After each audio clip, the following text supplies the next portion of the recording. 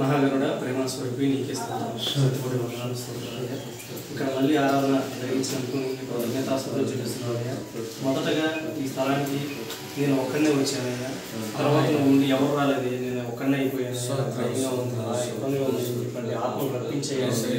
నేనున్నాను, నీ తోడుగా ఉన్నాను, నేను విడిపించుకు నేను తోడై ఉన్నాను అని చెప్పి నాతో మాట్లాడి నన్ను ధైర్యపరిచి ఇక్కడ క్రీస్తు సన్నిధి 50 ఎకరాల్లో టిట్కో హౌసెస్ దగ్గర క్రీస్తు సన్నిధిని ఏర్పాటు చేయించి సన్నిధిలో 5వ వారంలో పాస్టర్ గారి ద్వారా మాట్లాడించి ఆత్మను కూడా రప్పిస్తున్నాడు.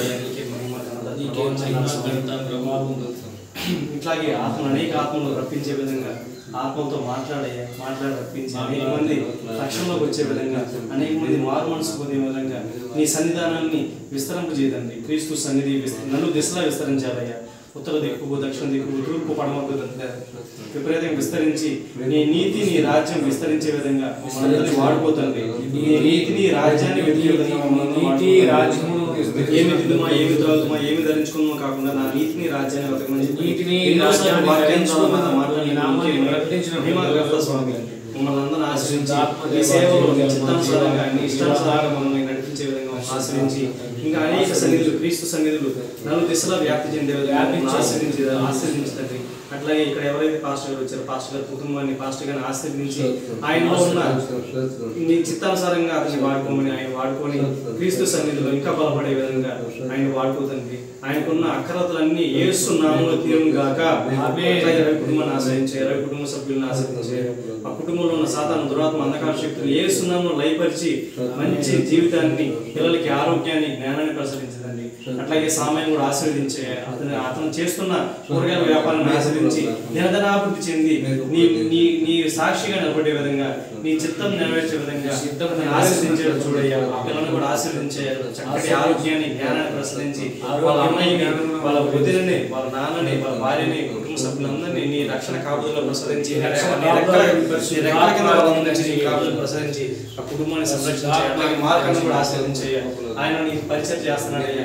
టీఎం కొని నీ స్వార్థ చేస్తున్నాడయ్యా. టీఎం 100 రూపాయలు టీఎం అయితే ఆ టీలో 20 రూపాయలు తిని నీ 50 రూపాయలు నీ కోసం ఖర్చు పెడుతున్నాడయ్యా. నీ స్వార్థ పత్రాలు జరాసి నీ నీతిని, నీ రాజ్యాన్ని వెతుకుతున్నాడయ్యా.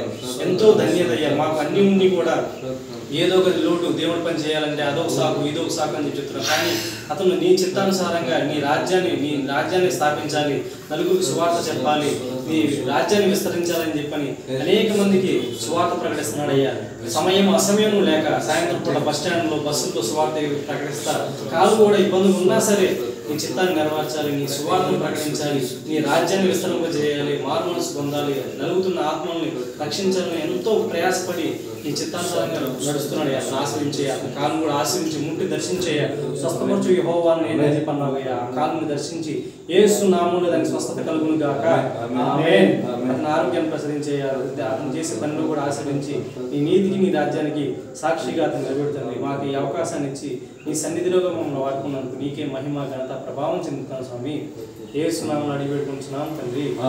యేసు నామం చేయి, యేసు రక్తం చేయి, యేసు నామములో సంపూర్ణ విజయం కలుగును గాక. కూడికను ముగించుకుందాం.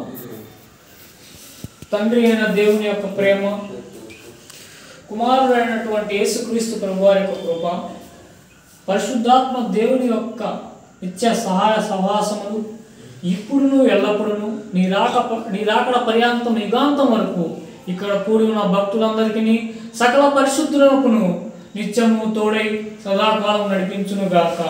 ఆమేన్. ఆమేన్. హల్లెలూయా.